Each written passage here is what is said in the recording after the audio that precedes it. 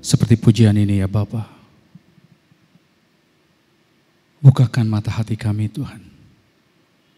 Karena di waktu-waktu ini hanya Engkau yang ingin kami jumpai. Hanya Engkau yang ingin kami dengarkan. Karena itulah ya Bapa, hari ini kami meneduhkan hati kami. Agar di dalam keteduhan itu kami tetap bisa melihat kebaikan-kebaikan Tuhan. Sekalipun mungkin saat ini jalan-jalan yang sedang kami hadapi masih berliku. Kami meneduhkan hati kami. Karena kami percaya Tuhan kami, Tuhan yang tidak berubah. Dan kami terus rindu diperbaharui dan diubahkan oleh kebenaran-kebenaran firman Tuhan. Karena kami percaya bahwa di dalam kebenaran-Mu itu kami bukan hanya mendapatkan kemenangan, tetapi jauh lebih dari kemenangan. Kami mendapatkan Engkau. Berkati kami Bapa, dan berbicaralah seluas-luasnya kepada kami yang sederhana ini. Dan kiranya Tuhan Roh Kudus boleh menolong kami, memampukan, memahaminya. Di dalam nama Tuhan Yesus kami berdoa. Amin. Shalom semuanya. Saudara-saudari, juga rekan-rekan pemuda dan remaja, bersyukur sekali lagi kita boleh bersama-sama beribadah bersama-sama.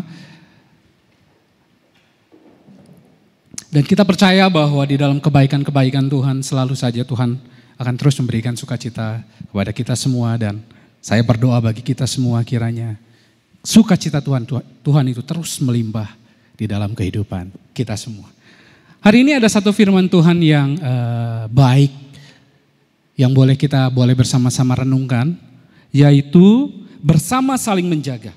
Sekali lagi tema kita minggu ini bersama saling menjaga, dan landasan firman Tuhan terambil dari Pengkhotbah pasal yang keempat ayat 9 sampai ke 12.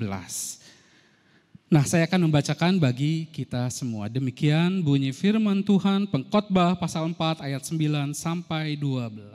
Berdua lebih baik daripada seorang diri, karena mereka menerima upah yang baik dalam jeripaya mereka. Karena kalau mereka jatuh, yang seorang mengangkat temannya. Tetapi wahai orang yang jatuh, yang tidak mempunyai orang lain untuk mengangkatnya. Juga kalau orang tidur berdua, mereka menjadi panas. Tetapi bagaimana seorang saja dapat menjadi panas? Dan bila mana seorang dapat dialahkan, dua orang akan dapat bertahan. Tali 3 lembar tak mudah diputuskan. Nah, saudara-saudari sekalian, dan juga rekan-rekan pemuda dan remaja semuanya, tahun 2014 itu ada satu film yang cukup mendapatkan perhatian yang cukup baik. Nah, mungkin di antara kita ada yang pernah menontonnya ya. Ini nih. Judulnya The Fault in Our Stars. Sekali lagi mungkin di antara kita, khususnya ini yang remaja dan pemuda, pernah menontonnya ya. Film ini mendapatkan perhatian yang cukup baik karena memang ceritanya keren sekali gitu ya. Apa sih kisahnya? Nah, kisahnya itu bercerita tentang seperti di gambar yang tadi itu, dua orang remaja yang mengidap sakit kanker dan bertemu di dalam sebuah komunitas yang mendukung, komunitas dukungan bagi para orang-orang pengidap kanker. Nah, singkat cerita, dua orang ini saling tertarik. Lalu selain saling tertarik, akhirnya mereka menjalin hubungan. Mereka akhirnya pacaran gitu ya. Di dalam satu relasi yang dekat, mereka bersama-sama, sekalipun mereka mengidap satu kondisi yang tidak gampang, tapi mereka boleh saling menopang satu sama lain. Mereka boleh saling menguatkan satu sama lain dalam menghadapi penyakit yang mereka alami. Luar biasa ya, cinta memang bisa memberikan sesuatu yang lain gitu. Sekalipun sakit kanker, mereka bisa tetap bersukacita ketika mereka bersama-sama. Nah, sampai satu ketika gitu ya, kondisi yang laki-laki itu kankernya semakin mengganas. Kankernya semakin menjalar. Dan di dalam kondisi itu, di dalam kondisi waktu-waktu seperti itu tuh si pria ini menjadi semakin drop. Kenapa drop? Bukan saja karena dia tahu sisa waktunya berapa lama lagi.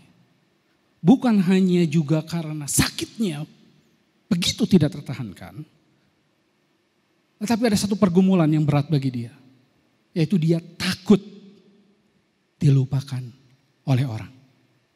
Dia takut kalau dia meninggal, orang lupa akan dirinya.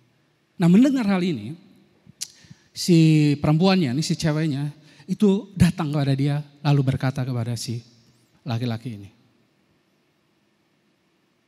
Kenapa kamu harus takut dilupakan? Aku akan mengingat kamu. Mama papa kamu akan mengingat kamu. Bahkan mama papaku akan mengingat kamu. Kurang apa lagi? Mau diingat oleh siapa lagi? Percaya saja. Kamu ini adalah pribadi yang berarti bagi kami. Tidakkah cukup itu bagi kamu? Kamu ingin menunjukkan kepada siapa lagi? Mendengar perkataan itu, nah si laki-laki ini mulai sadar bahwa ternyata sekalipun hidup dia tidak mudah, dia tahu dia tidak sendirian. Ada orang-orang di sekitar dia yang mengasihi dia. Ada orang-orang yang peduli pada dia. Dia tidak sendirian.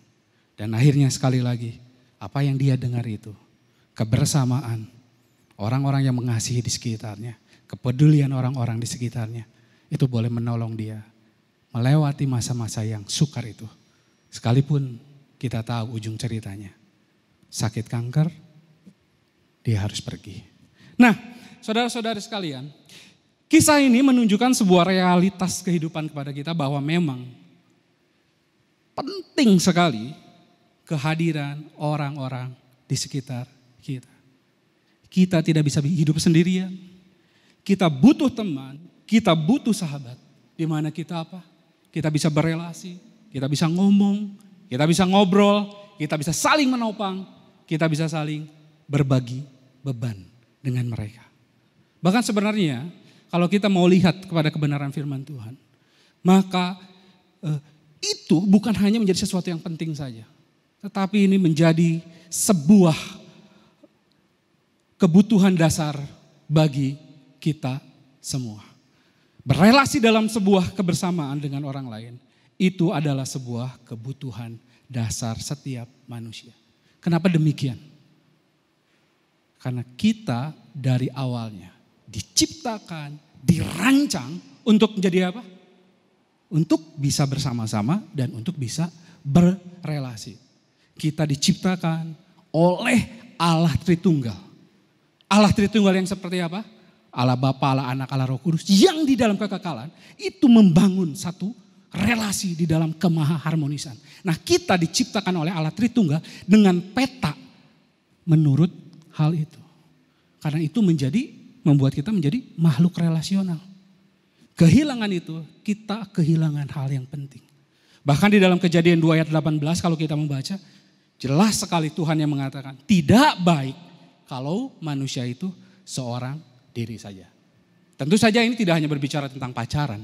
Ini berbicara tentang banyak hal. Tentang komunitas, tentang keluarga. Bahwa sesungguhnya di dalam segala aspek kehidupan kita, kita tidak bisa seorang diri saja. Kita butuh orang yang menopang kita. Kita butuh orang yang saling support pada kita. Kita butuh orang yang menolong kita.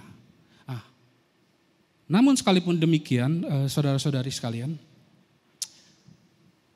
sekalipun kita tahu bahwa ada kebenaran yang seperti itu, tapi pada kenyataannya, pada faktanya ada saja orang-orang yang merasa tidak perlu berelasi. Ada orang yang merasa ngapain terkoneksi. Aku ini tidak perlu hidup berelasi bersama-sama dengan orang lain. Nah, orang-orang yang seperti ini biasanya menyebut dirinya itu antisosial gitu ya. Mungkin di antara kita pernah melihat kali ya ada orang yang memakai baju atau kaos dengan tulisan antisosial gitu ya. Bagi saya sih ya kalau misalkan benar-benar dia itu antisosial terus dia memakai baju atau kaos dengan tulisan antisosial itu lucu buat saya. Kenapa? Karena kalau dia benar-benar antisosial ngapain dia memakai baju itu? Biasanya orang memakai baju atau kaos bertuliskan itu untuk apa? Untuk ditunjukkan. Untuk ditunjukkan kepada siapa? Kepada orang-orang. Artinya dia butuh perhatian. Butuh diketahui. Dengan kata lain, sekalipun dia bilang antisosial, pada dasarnya dia orang sosial. Gitu ya. Dan hal ini juga diperparah gitu ya. Karena kondisi ini juga diperparah dengan begitu banyaknya pengajaran-pengajaran yang datang dari filsafat humanis modern. Yang mengajarkan kepada kita apa? Mengajarkan bahwa kita ini makhluk-makhluk otonom. Artinya makhluk-makhluk yang bisa tidak perlu mengandalkan orang lain. Kita bisa melakukan seorang diri. Slogan yang paling terkenal apa? Kamu pasti bisa. Slogan-slogan ini seakan-akan memberikan pembenaran bahwa manusia ini ya memang tidak butuh orang lain. Itulah sebabnya makin kesini, rasanya dunia ini, orang-orang di sekitar ini makin individualistik. Apalagi kalau yang dipengaruhinya itu orang-orang kaya. Orang-orang yang punya kuasa, yang tidak diterangi kebenaran firman Tuhan. Nah, orang-orang seperti ini akan bisa berkata seperti ini. Ngapain bersama-sama dengan orang lain? Aku sih gak butuh seorang lain. Toh aku sudah kaya. Kalaupun perlu tinggal aku beli kok. Apa yang gak bisa aku beli? Aku kaya raya. Atau orang yang punya jabatan. Yang butuh itu bukan aku. Orang-orang itu yang butuh aku. Toh kalaupun aku butuh, toh tinggal aku suruh. Aku punya kuasa. Pertanyaannya saudara-saudara sekalian. Betulkah demikian? Betulkah harta melimpah atau jabatan tinggi membuat manusia itu sudah tidak butuh lagi orang lain? Benarkah kekayaan, materi, kedudukan sosial itu membuat seseorang tidak perlu lagi membangun satu relasi yang bersama-sama dengan orang lain? Benarkah kebersamaan dengan orang lain itu dapat digantikan, dapat ditukar dengan harta atau jabatan? Mari sekalian kita lihat apa yang dikatakan pengkhotbah atau firman Tuhan yang barusan kita baca bersama-sama. Nah, saudara-saudara sekalian, sebelum pengkhotbah ini menjelaskan pentingnya menjalin sebuah relasi kebersamaan dengan orang lain, pengkhotbah ini memulai dengan menjelaskan satu kontras. Kontras apa? Kontras antara kebersamaan di perikop yang tadi kita baca ayat 9 sampai 12 dengan ayat sebelumnya, yaitu dari ayat 7 sampai 8 yang berbicara tentang kesendirian, dan dengan ayat di bawahnya sesudahnya, yaitu di ayat 13 dan 16 yang berbicara tentang jabatan yang tinggi. Nah, saudara-saudara sekalian, di ayat 7 sampai 8 pengkhotbah mengatakan bahwa walaupun nanti ya kalau di rumah nanti coba baca gitu setelah ibadah ini, baca ayat 7 sampai 8. Nah, di sana kita akan mendapati bahwa pengkhotbah mengatakan bahwa walaupun seorang memiliki harta benda kekayaan yang melimpah, namun semuanya itu tidak akan berguna apabila dia hanya sendirian dan tidak memiliki siapa. Pengkhotbah sederhananya mau mengatakan kepada kita bahwa relasi itu jauh lebih penting dibanding prestasi. Kasih sayang lebih berharga daripada kekayaan. Untuk apa mempunyai apa-apa? Dengerin ya. Untuk apa mempunyai apa-apa? Tapi kita tidak punya siapa. Untuk apa kita punya apa-apa? Tapi kita tidak punya siapa-siapa. Bagi penulis, harta yang melimpah, kekayaan yang melimpah, tanpa sebuah relasi kebersamaan dengan orang-orang di sekitar kita, itu adalah kesia-siaan.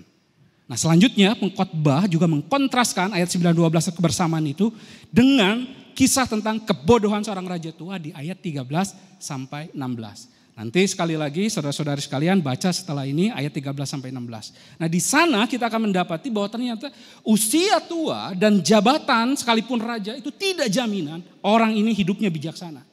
Karena apa? Di sana dikatakan ternyata raja tua ini itu tidak memberikan dirinya untuk diberikan masukan oleh teman. Dia tidak memberi diri untuk mau diberi nasihat oleh temannya. Pengkhotbah katakan suatu kali jabatannya akan diambil. Karena itulah dikatakan oleh pengkhotbah, kebersamaan itu lebih berharga dari jabatan. Jadi yang tadi kebersamaan lebih berharga daripada kekayaan. Dan ketika dikontraskan dengan yang bagian bawahnya ayat 13 sampai 16, maka kita pun juga menemukan pengkhotbah mengatakan bahwa kebersamaan juga lebih berharga daripada jabatan. Keberhargaan lebih berharga daripada kekayaan dan jabatan. Relasi kebersamaan itu tidak bisa digantikan dengan harta melimpah, tidak bisa dibeli oleh jabatan yang tinggi. Dan luar biasanya, dengan satu kalimat pengkhotbah itu mengatakan bahwa dia merangkum semuanya itu bahwa berdua itu lebih baik dari seorang diri. Jadi setelah pengkhotbah mengatakan kebersamaan itu begitu berharga, lebih berharga daripada kekayaan dan lebih berharga daripada jabatan tinggi. Berdua lebih baik dari seorang diri. Ada 3 hal yang disampaikan pengkhotbah yang menunjukkan bahwa berdua lebih baik dari seorang diri. Apa saja? Yang pertama, karena di dalam kebersamaan itu tersedia bagi kita upah yang baik. Sekali lagi, ketika kita ada di dalam kebersamaan, di dalam sebuah relasi kebersamaan dengan orang-orang di dekat kita yang peduli, yang mengasihi kita, itu tersedia upah yang baik. Seperti dikatakan di ayat 9. Di sana dikatakan berdua lebih baik daripada seorang diri. Lihat yang ditebelin, karena mereka menerima upah yang baik dalam jerih payah mereka. Diperhatikan saudara-saudari. Di sini pengkhotbah mengatakan upah yang baik, bukan upah yang banyak. Artinya ini bukan masalah jumlah harta. Ini bukan bicara tentang materi yang akan didapatkan kalau bersama-sama. Ini bukan berarti orang kalau bersama-sama membangun sebuah bisnis, terus ini akan dipastikan kita akan mendapatkan untung lebih banyak lagi. Nah kalau kita berpikir seperti ini, kita udah salah banget. Pengkhotbah tidak berbicara tentang hal itu. Karena pada faktanya ada juga orang kalau berbisnis itu bekerja sama dengan orang lain, enggak juga untung. Malah mungkin rugi. Jadi yang mau dikatakan oleh firman Tuhan ini, upah yang baik itu apa? Upah yang baik itu kalau dikontraskan dengan ayat 7-8 dan contoh-contoh di ayat 10-12a, maka upah yang baik yang dimaksud di sini itu berbicara sekali lagi bukan penambahan materi, bukan penambahan keuntungan, tapi berbicara tentang kontribusi atau sumbangsih yang akan bisa kita berikan bagi orang lain. Sekali lagi, ketika kita bersama-sama, maka kita akan mendapatkan upah yang baik. Apa sih upah yang baik? Yaitu sebuah kontribusi atau sumbangsih. Kita bisa berbagi untuk siapa? Untuk orang lain. Jadi di sini mendapatkan upah yang baik berbicara tentang kita bisa membagikan hidup kita bagi orang lain. Kita bisa menjadi lebih berdampak. Kita bisa mempengaruhi orang ke arah yang lebih baik. Mungkin kata orang apa upahnya itu. Tapi kalau kita sampai di titik itu. Dan kita bisa berdampak bagi orang-orang yang dekat dengan kita. Kita akan merasakan betapa bahagianya kita. Jauh lebih berharga. Jauh lebih merasa bersuka cita. Daripada kita mendapatkan upah dalam bentuk materi. Jadi sekali lagi, ayat ini tidak berbicara tentang penambahan harta, penambahan materi, tapi berbicara tentang membagikan hidup bagi orang lain. Ini berbicara tentang hidup yang berarti bagi orang lain. Tidak seperti orang kaya yang dikatakan di ayat 7-8. Banyak uangnya, dikatakan di sana bekerja berlelah-lelah. Bahkan dibilang apa? Sampai menolak kesenangan untuk mengumpulkan uangnya itu. Tetapi firman Tuhan katakan, hidupnya menyedihkan. Karena dihabiskan oleh sendiri. Dan ketika ujung hidupnya mendekat, baru dia berpikir, untuk siapa ini semua? Diberikan kepada anak, Alkitab katakan tidak ada. Diberikan kepada saudara laki-laki, juga tidak ada. Ujungnya diberikan kepada orang lain. Entahlah sepupu atau yang lain-lainnya. Orang yang berdua di ayat 9 akan bisa saling berbagi. Baik di dalam suka dan duka. Dan ini kadang-kadang memberikan sukacita yang melampaui materi dari upah dalam bentuk materi tadi. Nah, konsep seperti ini sangat berbeda saudara-saudari sekalian dengan sebagian besar orang yang menganggap upah yang baik itu selalu identik dengan upah yang banyak. Tidak heran kalau saya rasa ya, semangat zaman ini gitu ya, kalau tentu saja saya tidak sedang menghakimi orang-orang, tapi tidak sedikit juga orang-orang tua itu memaksa dengan keras anak-anaknya bersekolah, mengambil jurusan dengan satu tujuan sebenarnya untuk ujung-ujungnya bisa mengumpulkan atau menghasilkan banyak uang. Padahal mungkin anak-anak itu belum tentu kerinduannya sekolah itu. Belum tentu Tuhan juga memanggil anak itu ke arah situ. Tapi karena pemahaman seperti ini tentang upah yang banyak ini, si orang tua ini mendorong anak untuk ke tempat-tempat, ke sekolah-sekolah dengan tujuan untuk mengumpulkan banyak itu. Saudara-saudara sekalian, menjadi kaya dan berharap anak kita juga kaya, tentu saja itu tidak salah. Tapi di atas itu, yang paling terutama dari itu, sekali lagi, berharap kita menjadi kaya, anak kita menjadi kaya, tentu saja itu tidak salah. Tapi di atas itu semua, yang terutama di atas itu, kalau kita menjadi orang tua Kristen, seharusnya mengarahkan anak-anak kita untuk menjadi pribadi-pribadi yang ujungnya bukan hanya sekedar kaya, tapi bisa berdampak bagi orang-orang di sekitarnya. Dengan cara apa? Mungkin dengan kekayaannya.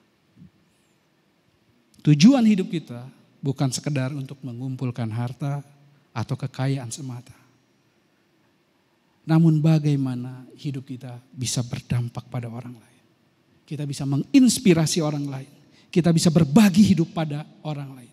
Menolong orang lain. Menemukan hal yang paling utama dalam hidupnya. Yaitu Tuhan kita.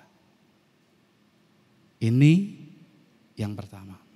Yang kedua, berdua lebih baik daripada seorang diri. Kenapa? Karena di dalam kebersamaan, ketika kita berdua, kita bersama maksudnya, itu tersedia pertolongan pada waktunya. Seperti yang dijelaskan di ayat 10 dan 11. Nah saudara-saudara sekalian, ayat 10 dan 11 ini konteksnya ini perjalanan kuno. Biasanya orang kadang suka ditarik-tariknya nih bagian-bagian ini tentang pacaran, tentang pernikahan. Ini agak jauh sih sebenarnya ya. Konteks ayat 10 dan 11 ini berbicara tentang perjalanan kuno. Nah saat firman Tuhan ini ditulis ya, berarti di zaman-zaman itu perjalanan itu beda dengan perjalanan seperti saat ini. Segala sesuatu yang buruk atau yang tidak terprediksi bisa terjadi ketika kita melakukan sebuah perjalanan. Hal ini sekali lagi disebabkan karena jalanan dahulu tidak sebaik zaman sekarang. Tidak seaman zaman sekarang. Beberapa rute terkenal tidak aman baik dari bahaya penyamun maupun bencana alam.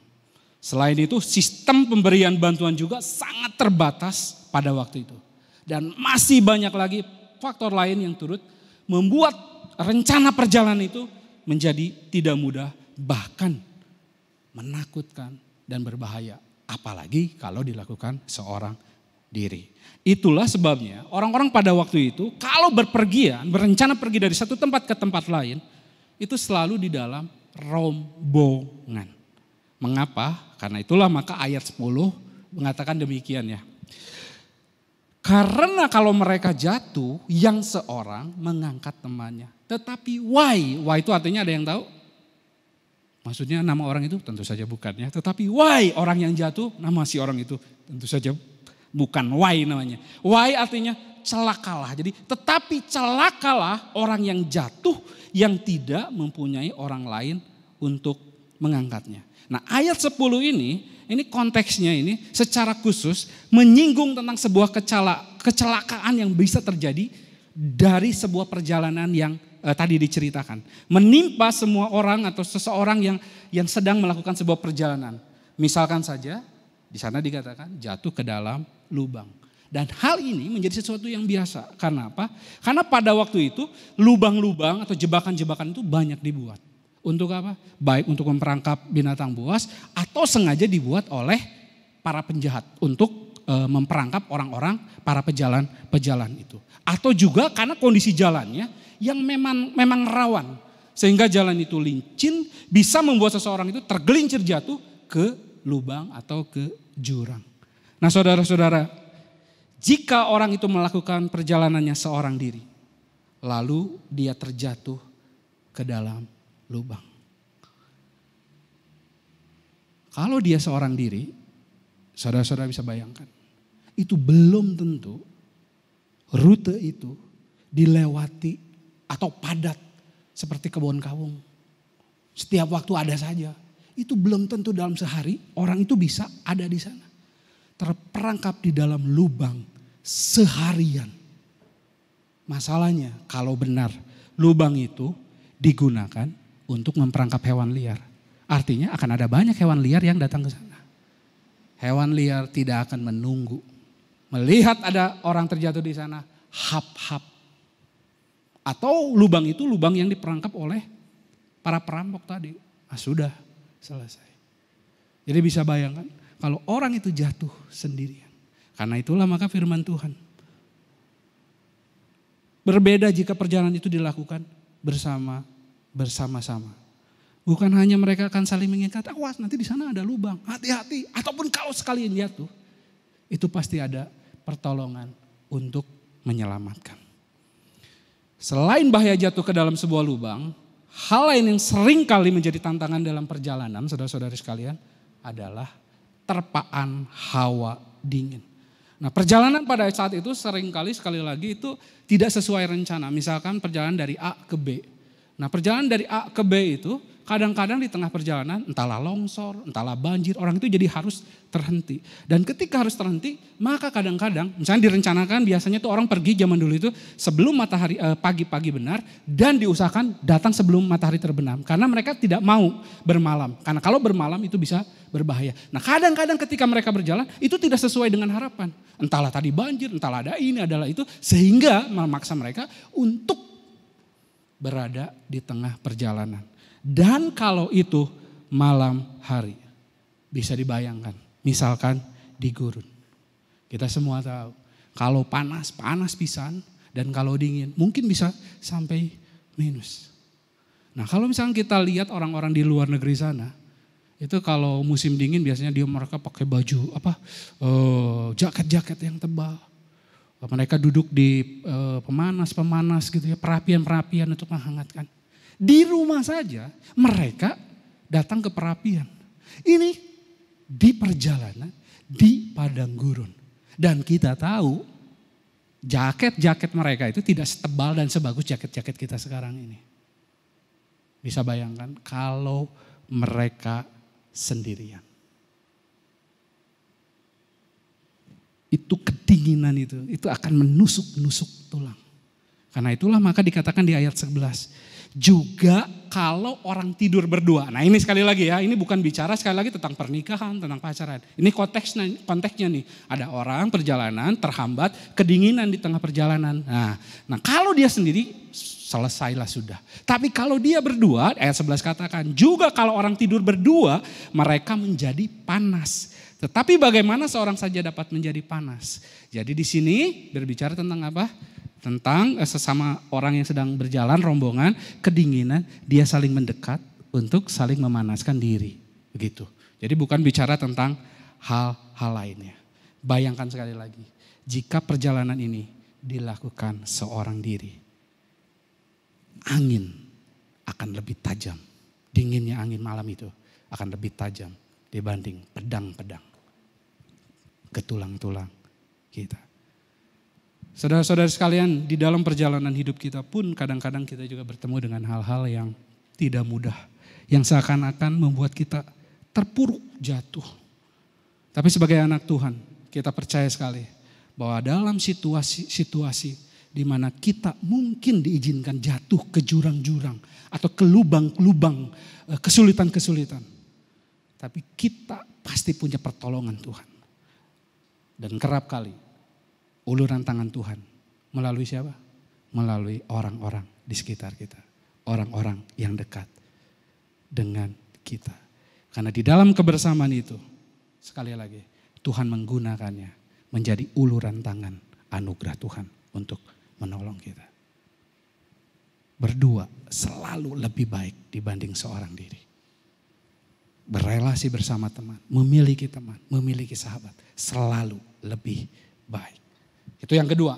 Yang terakhir, berdua lebih baik daripada seorang diri. Karena apa? Karena di dalam kebersamaan tersedia bagi kita perlindungan. Sekali lagi ya. Berdua lebih baik daripada seorang diri karena apa? Karena ketika kita bersama-sama di sana kita mendapatkan perlindungan. Selain lubang, selain hawa dingin yang sekali lagi bisa menghambat atau menjadi tantangan bagi perjalanan kuno, salah satunya atau yang lainnya adalah serangan tiba-tiba dari para perampok, para penyamun. Dan hal ini pernah dipakai oleh Tuhan Yesus di dalam sebuah kisah tentang apa? Di dalam Lukas 10:30-37 ketika Yesus mengisahkan tentang orang Samaria yang murah hati. Di sana diceritakan ada orang yang turun gitu ya. Dari Yerusalem ke Yeriko. Tiba-tiba di tengah jalan dipukul, dirampok habis. Nah ini menjadi sebuah gambaran gitu ya. Konteks ini, konteks pengkhotbah yang tadi, nah ini juga mirip yang dipakai oleh Tuhan Yesus. Nah pada waktu itu kalau seseorang bepergian sendirian itu kalau bukan punya kekuatan yang luar biasa orang ini nekat gitu ya. Karena apa? Karena pasti menjadi mangsa yang empuk bagi para perampok. Namun dengan bepergian bersama-sama di dalam sebuah rombongan paling tidak para penyamun itu tidak akan lebih mudah untuk memutuskan merampok kita. Karena apa? Karena akan jauh lebih sulit untuk dikalahkan. Mereka bisa saling melindungi satu sama lain. Karena itulah maka ayat 12 mengatakan, dan bila mana seorang dapat dialahkan, Allah itu artinya dikalahkan ya. Dua orang akan dapat bertahan. Tali 3 lembar tak mudah diputuskan. Itulah sebabnya penting bagi kita untuk merajut atau berelasi, membuat sebuah relasi kebersamaan. Memiliki persahabatan, memiliki teman. Ayat ini sekali lagi saudara-saudara sekalian itu mendorong kita. Milikilah orang-orang yang dekat, jadikanlah sahabat, jadikanlah teman. Dan ayat ini jangan disalahpahami, mengajak kita atau mengajarkan kita untuk menjadikan teman-teman kita ini seperti apa ya? Seperti call center gitu ya, seperti customer service gitu ya. Kalau kita butuh sesuatu baru kita telepon. Nah ini yang begini ini bukan teman nih. Yang begini ini memanfaatkan saja gitu ya. Kalau sedang gak ada perlunya, hare-hare gitu, apa ya hare-hare itu ya. Biasa, gak peduli gitu. Tapi kalau ada butuhnya langsung tuh kita ini ditelepon kayak call center. Nah kalau kita punya teman yang seperti ini kalau kita jadi teman seperti itu kita harus bertobat. Dan kalau kita punya teman seperti itu harus kita ingatkan. Persahabatan yang dimaksudkan ayat ini tidak berbicara seperti ini. Persahabatan yang dimaksud di sini adalah pertemanan yang harus dirajut di dalam satu ikatan yang mungkin berjalan dengan begitu lama, harus dirawat bersama-sama. Ketika kita berada di dalam pergumulan, di dalam kesulitan-kesulitan, kebersamaan itu akan sangat terasa. Pertolongan sahabat itu akan sekali lagi sangat terasa.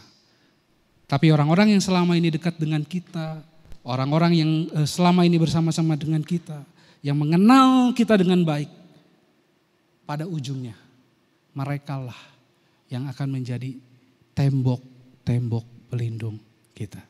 Sekali lagi, pertemanan kita pada akhirnya, persahabatan kita, kebersamaan kita, relasi kita, entah itu di keluarga, entah itu di gereja, entah itu di sekolah, siapapun yang menjadi sahabat-sahabat kita, ke depan nanti Kalau ada permasalahan, merekalah yang menjadi tembok-tembok yang akan melindungi kita terlebih dahulu.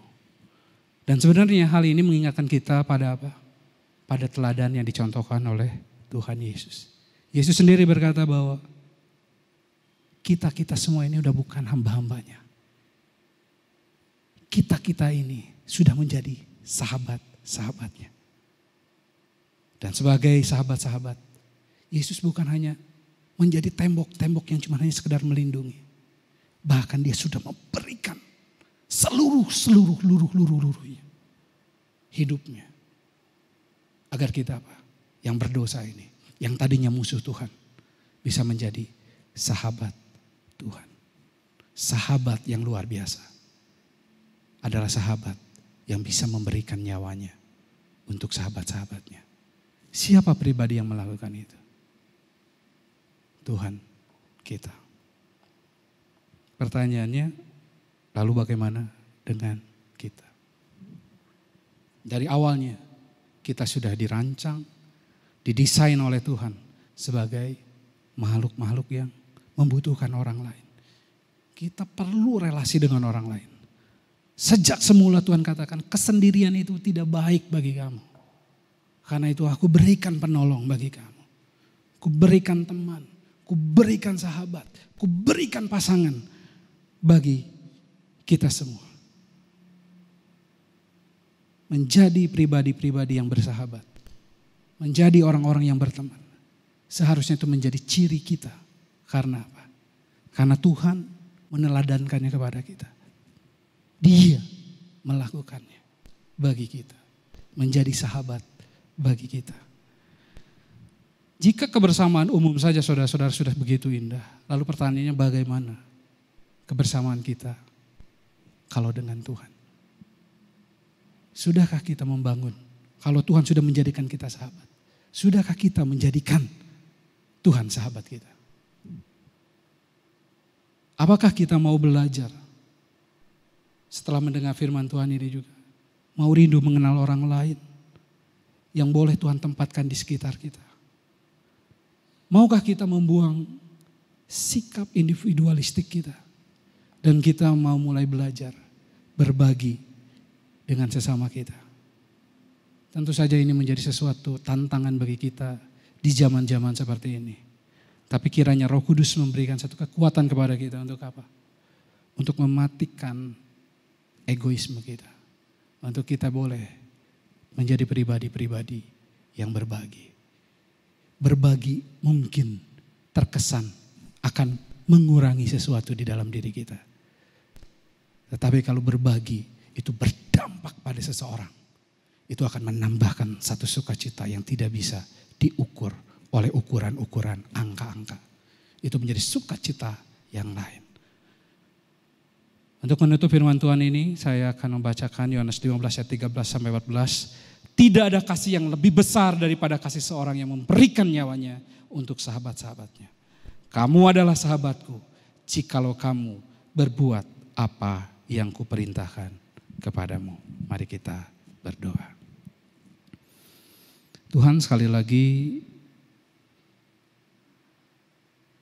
kami memohon kepadamu. Di tengah egoisme kami yang begitu tinggi, hari ini kami rindu Tuhan mau belajar menjadi orang-orang yang rindu berbagi, rindu berteman, menjadi orang yang ramah, menjadi orang yang bisa menolong sesama yang ada yang Tuhan tempatkan di dekat-dekat kami. Tentu saja mungkin ini tidak mudah Tuhan. Ada begitu banyak perjuangan di dalam hati kami Tuhan. Yang kecenderungannya terus ingin mengambil untuk diri kami sendiri. Tapi biarlah hari ini firman Tuhan yang sederhana ini menolong kami. Untuk membukakan diri kami. Boleh menjadi pribadi-pribadi yang mau bersahabat. Mau berteman. Karena sesungguhnya pada saatnya nanti. Sahabat-sahabat. Teman-teman yang Tuhan tempatkan itulah yang akan memberikan pertolongan, menjadi perlindungan, dan menjadikan sukacita yang besar bagi kita. Berkati kami semua Tuhan. Di dalam nama Tuhan Yesus kami berdoa. Amin.